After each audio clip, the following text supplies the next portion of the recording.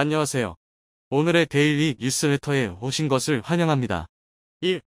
푸틴 암살 계획. 2. 한국을 본받자. 3. 러시아 정치는 변해야 한다. 한번 진실을 알아봅시다. 우크라이나로 향하던 병력이 러시아로 방향을 돌렸습니다. 군인과 일반 시민들, 러시아 대형 재벌들까지 푸틴의 등을 돌리고 있는데요. 심지어 푸틴 암살을 위한 쿠데타 세력까지 러시아로 결집 중이라고 합니다. 그런데 쿠데타 세력을 이끄는 지도자의 입에서 한국을 본받겠다는 이야기가 나왔는데요. 푸틴을 몰아내고 한국처럼 러시아에도 민주주의 질서를 세우겠다고 밝히며 화제가 되었습니다. 러시아를 중심으로 펼쳐지는 심상치 않은 사건과 반군 지도자가 한국을 언급한 이유까지. 우크라이나 대통령 볼로디미르 젤렌스키의 암살쇼. 러시아 푸틴 대통령은 저항의 지도자이자 아이콘으로 부상한 젤렌스키 암살을 위해 체첸 엘리트 부대를 파견, 지지부진한 전황을 타개하기 위해 최후의 수단을 사용했습니다. 전 세계가 지켜보는 가운데 우크라이나를 효과적으로 무너뜨리기 위해 서방 세계와 우크라이나 시민들의 구심점을 공격하는 것이 효율적이었죠. 우크라이나에 머물고 있는 것으로 알려진 젤렌스키는 위치만 파악한다면 쉬운 타깃이었습니다. 게다가 사살을 위해 동원된 병력 역시 잔인하면서 요인 저격에 능숙하다고 정평이 난 체체 특수부대였죠. 이들은 각종 가혹행위를 버티고 살아남은 군대라 명령에만 철저히 복종해 임무 성공률이 높은 부대인데요. 그런데 이들이 작전에 실패한 것입니다. 게다가 대부분의 병력이 사살되었고 살아남은 이들도 극소수 젤렌스키 대통령은 오히려 무사한 것이 드러났죠. 알고 보니 체첸 특수부대가 젤렌스키를 암살할 것이라는 소식이 이미 우크라이나 정부 관계자에 퍼진 것이었습니다. 심지어 이들이 어떤 방식으로 잠입할 것이며 두 갈래로 나눈 부대가 침공할 것이라는 구체적인 작전 계획도 우크라이나 정부가 파악했었죠.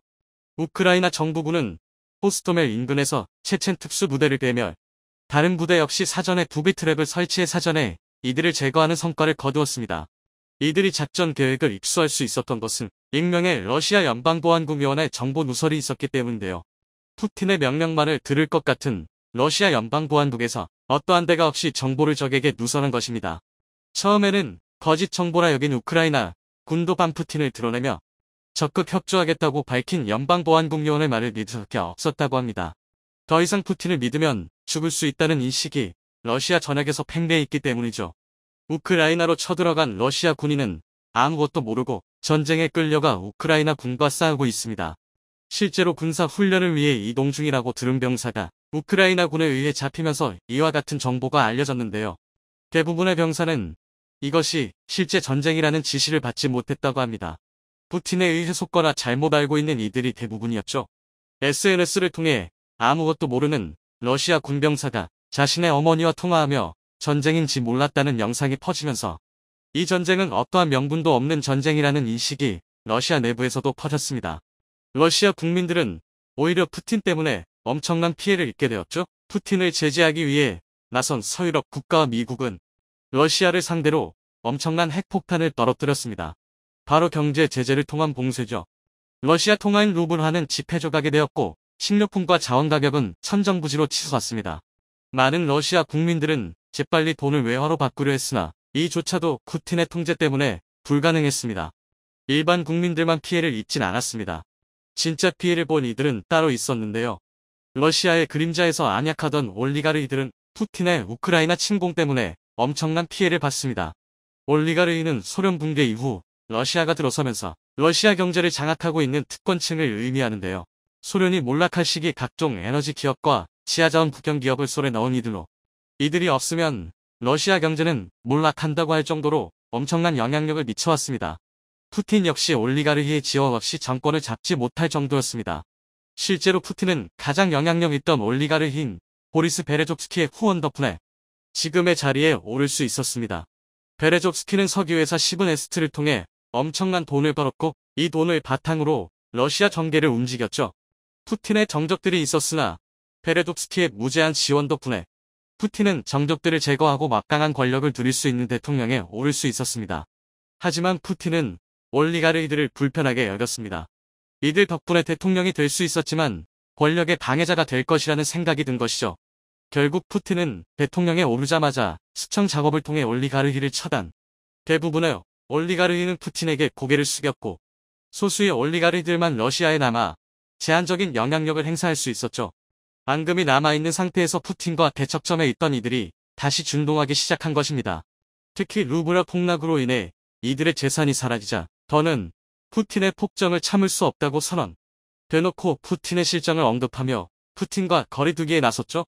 축구 팬들에게도 유명한 러시아 올리가르히 로만 아브라모비치는 이번 우크라이나 침공에 대해 맹렬한 비판을 가하며 우크라이나 상황이 매우 끔찍하다는 성명을 발표했습니다.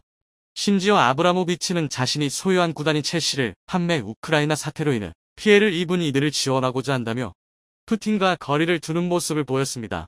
올레 틴코폴 러시아 틴코포뱅크 설립자 역시 반전을 내세우며 우크라이나 전쟁은 러시아가 저지른 끔찍한 일 중 하나이며 자신은 우크라이나 침공에 반대한다는 의견을 공공연하게 냈습니다. 사모펀드 VIY 매니지먼트의 설립자 안드레이 야쿠닌 역시 올리가르히 중 하나로 자신은 푸틴과 어디까지나 대척점에 있으며 많은 러시아인들은 푸틴의 행동에 전적으로 따르는 것이 아니라고 말했죠. 심지어 러시아 언론사를 소유하고 있는 올리가르 예브게니 레베데프가 이브닝 스탠더드를 통해 푸틴 대통령, 제발 이 전쟁을 멈춰주세요라고 말하는 광고를 실었습니다. 더 적극적인 이들은 푸틴 정권을 정복하고 새로운 정권 창출을 위해 쿠데타 세력을 결성해 정권 전복을 위한 군대를 소집한다고 하는데요. 크렘린 궁으로 들어가 이 모든 미친 짓을 멈추기 위해 혁명이 필요하다고 주장하고 있습니다. 대표적인 과격 인사이자 쿠데타 세력을 이끄는 지도자 알렉스 코라니는 푸틴 대통령의 목에 100만 달러의 현상금을 걸고 대놓고 저격하는 모습을 보였습니다. 우크라이나 국기를 입은 그는 러시아의 비나치화를 위해 자신이 나서는 것이 맞다고 말하며 우크라이나를 위해 지원을 아끼지 않겠다고 나섰죠. 그는 인터뷰를 통해 한국을 본받아 러시아의 혁명을 완수하겠다는 의지를 보였는데요. 과거 북한이 한국을 침범해 적화 통일을 이루려고 했던 상황에서 한국이 자유민주주의를 수호했고 전쟁에서 승리를 거둔 일화를 언급했습니다. 러시아와 다르게 한국이 전쟁의 참화 속에서 G7까지 넘보는 선진국이 된 것은 자유를 믿고 싸웠던 이들의 피 때문이라고 말한 그는 한국처럼 러시아가 진정 선진국으로 거듭나기 위해선 푸틴을 거부해야 한다고 주장했죠. 러시아 야권 지도자 알렉세이 나발리 역시 옥중 메시지를 통해 푸틴에게 맞서 싸울 것을 당부했습니다. 살기 위해서, 자유를 위해서 이들 쿠데타 세력은 현재 크렘린을 향하고 있습니다. 심지어 우크라이나로 향한 군대도 방향을 바꿔 크렘린을 향했다는 소식까지 들려오고 있죠. 외부에서도 러시아 공격이 이어지고 있습니다. 특히 익명의 해커 그룹 어나니머스는 러시아와의 전쟁을 선포. 이들은 러시아 관련 웹사이트를 공격해 정보를 캐내고 있습니다. 크렘린 공식 사이트는 물론이고 러시아 정부기관 동맹국으로 알려진 벨라루스 정부 관련 사이트 역시 공격 대상으로 현재 러시아는 사이버상에서 이들 조직에 의해 무너지고 있습니다. 푸틴 정부가 최근 정보 통제를 위해 자국 SNS를 검열하고 대부분의 전쟁 정보를 감추고 있다는 소식이 퍼지면서 어나니머스는 이들에게 올바른 정보를 제공하고자 검열 시스템을 공격하고 있습니다. 덕분에 러시아 정부는 이들 세력 방어 때문에 혼이 나간 상황. 외부에서는 미국과 서방 국가의 경제 제재로 인해 나라가 망하기 직전이고 배고픔과 영문모를 비난에 직면한 러시아 국민들 역시 반푸틴 세력에 가담하며 명분 없는 전쟁을 반대하는 상황. 단기간에 우크라이나를 점령하고 러시아로 병합하려던 푸틴의 계획은 이제 최악의 시나리오로 흘러가고 있습니다. 심지어 본인 목숨까지도 위험해졌죠. 우크라이나로 가던 병력까지 의미 없는 명령을 거부하고 푸틴을 몰아내기 위해 나서는 가운데 과연 블라디미르 푸틴은 자신의 권력을 유지할 수 있을까요? 우크라이나를 달리고 있는 한국 전차가 있다는 사실을 알고 계셨나요? 우크라이나의 최전선에서 최후방까지 달리며 수많은 우크라이나인들의 생명을 살리고 있는 현대로템의 전차. 언제 K2 전차가 우크라이나 전선에 투입됐나 싶겠지만 이번에 소개해드릴 현대로템의 전차는 전차 탱크가 아닌 전차 트레인입니다. 한국에서 온 전동열차가 우크라이나 난민과 병력들을 수송하며 우크라이나의 핏줄이 되어주고 있다고 하는데요. 슬픔에 잠겨 피난길에 오른 우크라이나 난민들도 한국제 전차의 문이 열리자 그 순간만큼은 전쟁도 잊고 감탄을 터뜨렸다고 합니다. 게다가 전쟁 초 수도가 함락되기 직전 현대로템 기술자들이 러시아의 폭격에도 물러나지 않아 많은 우크라이나인들의 생명을 살려 우크라이나의 깊은 감사를 받고 있다고 합니다. 우크라이나에서 K2 전차만큼이나 화제가 되고 있는 한국 전동열차에 대해 지난해 12월 5일 폴란드에 한 척의 화물선이 도착해 10대의 K2 전차와 24대의 K9 자주포를 내렸습니다. 폴란드와 수출 계약을 맺은 지 겨우 4개월 만의 일이었죠. 당시 폴란드 대통령까지 자리에 참석해 기쁨을 표했었는데요. 그런데 이날 배에서 또 다른 화물이 실어져 있었다는 사실은 잘 알려지지 않았습니다. 현대로템이 준비한 또 하나의 전차 바로 12대의 트램이었습니다. 폴란드 수도 바르샤바로 향하게 될 전동열차 트램이 K2K9과 같은 배를 타고 도착한 것이었죠. 소식을 들은 폴란드 네티즌들은 폴란드 전체를 한국제로 도배할 생각이냐며 혀를 내둘렀다고 합니다. 탱크 잘 만들기로 유명한 현대로템은 열차, 전동차 분야에도 세계적인 기술력을 갖추고 있는 기업입니다. 현대로템은 예전부터 폴란드와 우크라이나를 비롯한 동유럽과 아프리카, 아시아, 북미 등 37개국에 열차와 전동차를 수출해 왔었는데요. 우크라이나에 수출된 현대로템의 전동열차들이 러시아의 공격에도 우크라이나가 버텨낼 수 있는데 혁혁한 공을 세우고 있다고 합니다. 전쟁과 러시아의 무차별 폭격으로 고통이 마비되어 사람들이 고립되고 있는 우크라이나에 한국의 전차들이 국가의 핏줄에 대어 움직이고 있다는 소식인데요. 우크라이나의 수도 키이우를 중심으로 우크라이나 전역 최전선부터 최후방까지 이어지는 철도를 통해 현대로템의 전차가 달리며 피난민과 물자를 실어 나르고 있다고 합니다. 기존 역의 군송용으로 쓰이던 전차들이지만 전쟁 속에서 생명을 살리기 위한 수단으로 활약하고 있습니다. 게다가 현대로템에서는 전쟁 속에서도 현지의 남아 열차를 수리하며 우크라이나인들에게 깊은 감동을 선사했었다고 합니다. 땅이 넓고 도로망이 열악한 우크라이나의 특성상 도시간 교통의 대부분을 철도가 책임지고 있는데요. 때문에 러시아가 침략하며 최우선적으로 파괴하려 했던 기반 시설 중 하나가 철도 수송망이었습니다. 하지만 전쟁이 시작되고 지금까지 우크라이나 철도망은 여전히 사람과 물자를 실어 나르며 우크라이나의 동맹 역할을 수행하고 있는데 여기에는 수많은 이들의 헌신과 희생이 있었던 덕분이었습니다. 러시아의 침략이 시작되고 우크라이나 수도 키이우가 함락 직전까지 갔었던 지난 3월 피난 명령이 떨어졌으니 조금이라도 많은 사람들을 대피시키기 위해 현대로템 직원들이 자발적으로 남아 열차를 수리했었다고 합니다. 우크라이나 철도청에서는 텔레그램 채널을 통해 현대로템 현지 근로자들과 우크라이나 철도 전문가들이 함께 열차의 지붕, 전기, 브레이크, 견인 장비, 필색 형성 등을 포함해 15주간 많은 수리를 수행했다고 밝혔습니다. 또한 성명을 통해 전쟁터에서 우크라이나인들을 안전하고 편안하게 대피시킬 수 있는 많은 기회를 보장하기 위해 가능한 수리 작업을 중단하지 않았다고 말하며 위험한 순간에도 남아 도움을 준 현대로템 직원들에게 감사를 표했습니다. 지금까지 우크라이나에서 철도망을 유지하기 위해 피난하지 않고 남아있다 목숨을 잃은 우크라이나 철도청 직원만 300명이 넘는다고 합니다. 하지만 그들의 희생 덕분에 400만 명이 넘는 우크라이나인들이 피난할 수 있었고 유럽을 통해 우크라이나 최전선까지 끊임없이 물류가 공급될 수 있었습니다. 조국을 위해 목숨을 걸었던 그들의 희생과 남의 나라 전쟁이지만 무고한 생명을 구하기 위해 위험을 감수했던 한국인들이 있었기에 우크라이나가 무너지지 않고 버틸 수 있었던 것이죠. 한 독일 방송 프로그램은 우크라이나 철도망을 제2의 우크라이나 군대라고 표현하면서 우크라이나 전쟁에서 철도망이 유지될 수 있었던 것이 이번 전쟁에서 얼마나 중요한 요소였는지를 설명했는데요. 우크라이나의 철도는 국가의 생명선이 되었습니다.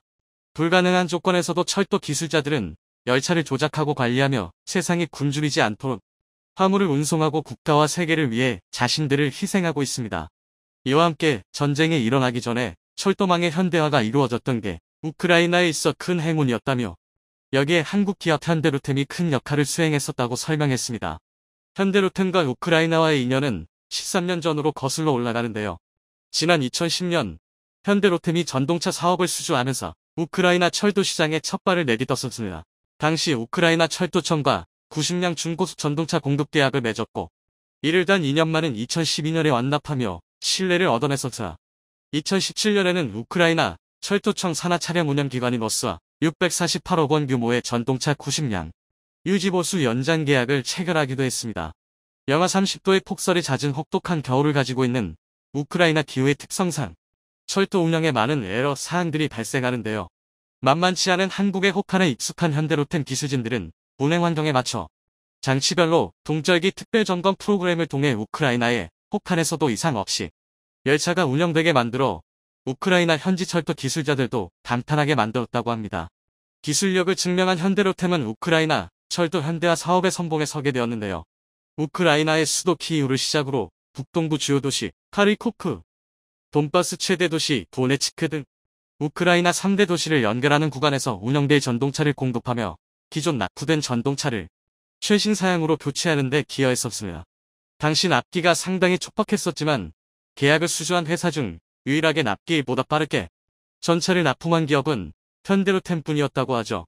그리고 지난 2021년에는 우크라이나 철도 당국이 현대로템 전동차로 폴란드와 우크라이나 국경 연결에 나섰었는데요.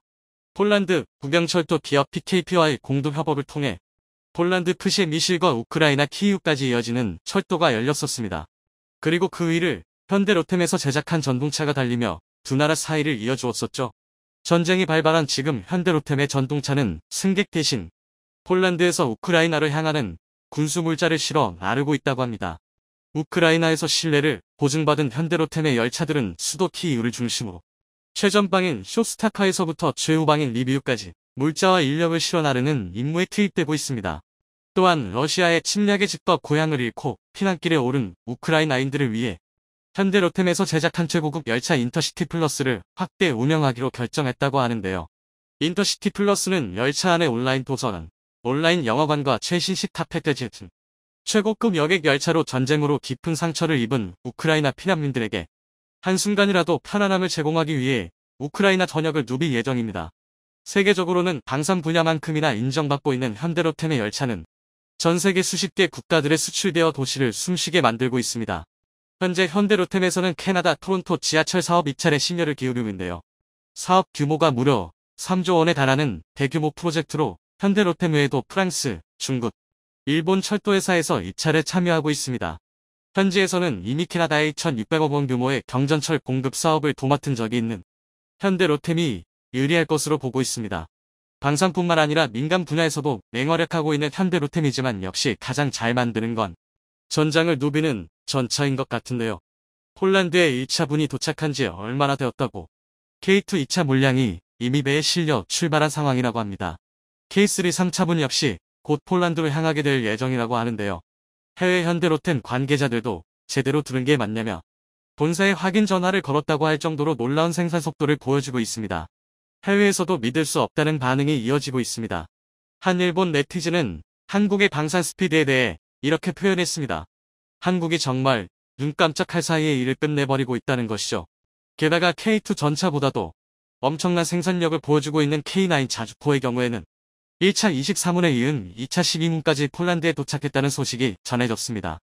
현재 선적을 준비 중인 K9 3차분 물량 12문까지 폴란드에 도착하게 된다면 한국이 폴란드에 약속했던 2023년 K9 48문을 전부 배달하게 된다고 합니다. 2023년이 시작되고 단 한 달 만에 약속했던 K9 자주포를 전부 준비한 것이죠. 아무리 신속한 납품이 장기라고 하지만 이 정도면 한국군에서 쓰던 걸 되돌린 게 아니냐는 소리까지 나오고 있는데요. 물론 폴란드에 도착한 K2, K9은 모두 공장에서 갓 나온 반짝거리는 신품이었습니다. 이렇게 신속한 납품의 품질까지 보증하니 폴란드나 우크라이나 난국을 믿고 현재 카이가 KF-21 전투기의 빠른 생산을 위해서 도입한 스마트 팩토리 개발 계획으로 인해 세계 전투기 시장을 완전히 장악할 것이라는 소식이 해외에서 큰 화제가 되고 있습니다. 그리고 이 보도를 뒷받침하는 분석 결과는 기운 군사 강국들을 긴장하게 만들고 있습니다. 외신들은 한국의 방산업계는 무기 계약 시의 기술 이전, 현지 생산, 현지 교육 등 기존의 방산업체와는 다르게 사후 지원 서비스로 차별성을 내세우며 시장을 확대하고 있어서 국가적 군사협력과 기초설비 공유 덕분에 향후 KF-21 수출로 이어질 가능성이 크다고 보도하고 있습니다. 여기에 더해 스마트 제조 시스템인 팩토리를 완성시킨다면 제조 및 수리 등이 더욱 빠르게 진행될 수 있어 한국과의 협력을 원하는 나라가 더욱 증가하게 될 것이며 이것은 기존의 시장을 뒤흔들 수 있다고 분석하고 있습니다.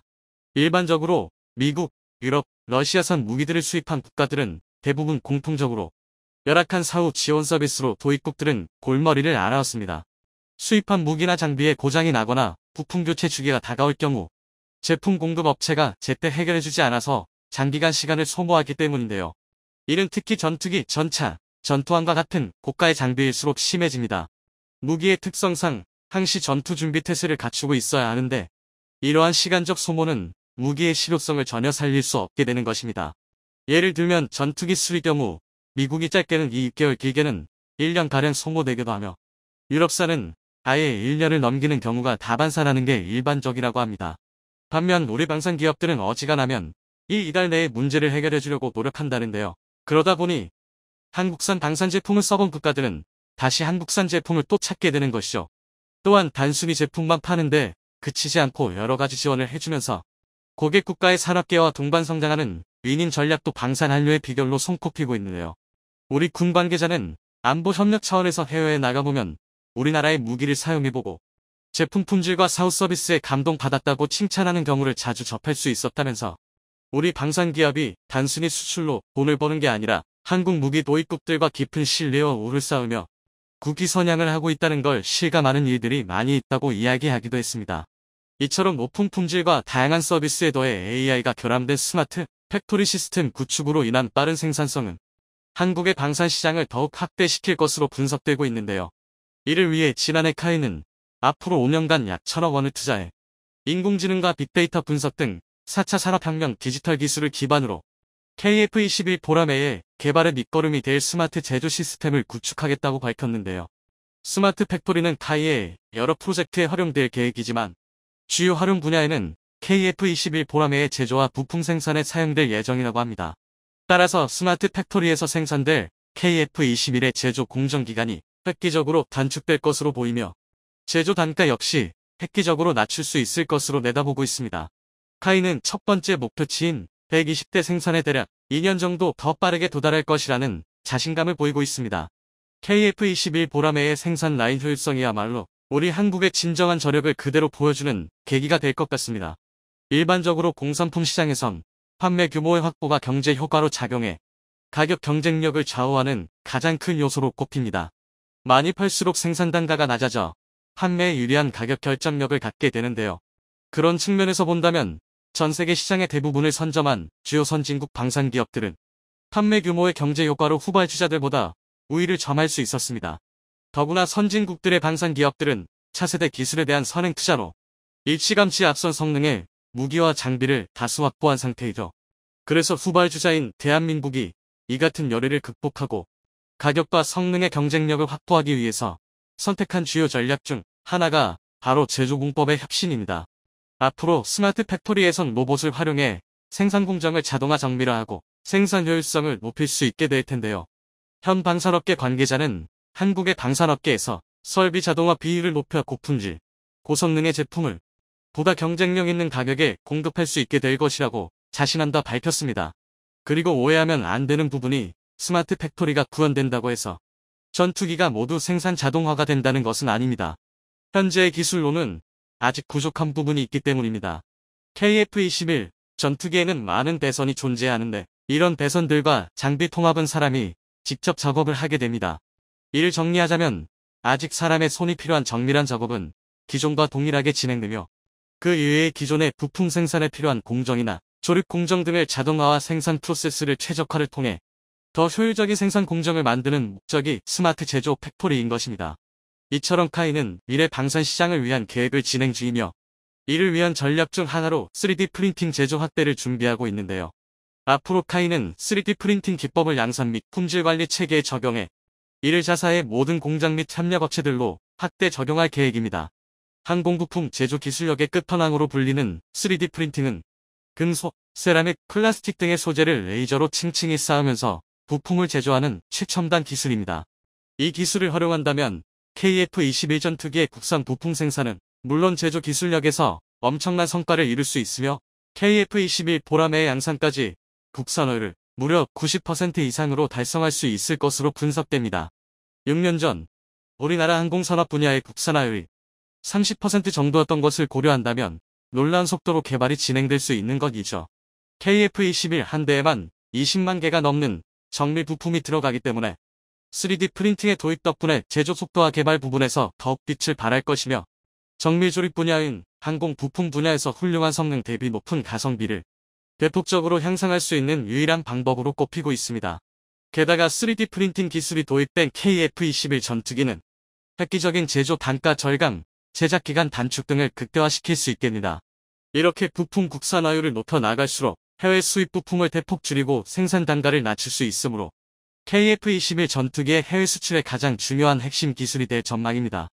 이러한 기술들을 바탕으로 KF21 전투기가 개발이 완료된다면 한국 공군이 미국산 전투기를 운영하면서 골치 아프고 불평등한 계약으로 불이익을 겪은 일들이 앞으로 없어질 것이며 결정적으로 항공기 독자 개발로 미국의 무기 종속국에서 벗어날 수 있게 되느라 이처럼 스마트 팩토리와 3D 프린팅 부품 제조 기술로 KF-21 전투기의 생산 라인은 끝없이 발전하게 될 것입니다.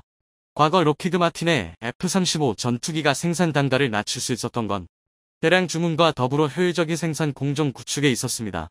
그래서 우리도 이런 생산 라인 구축을 통해 생산 기간 및 생산 단가를 낮춰 KF-21의 가격 경쟁력을 높일 수 있을 것으로 보입니다. 이 KF-21 전투기의 경쟁력을 높이기 위한 스마트 팩토리 도입은 미래를 대비하고 있는 것입니다.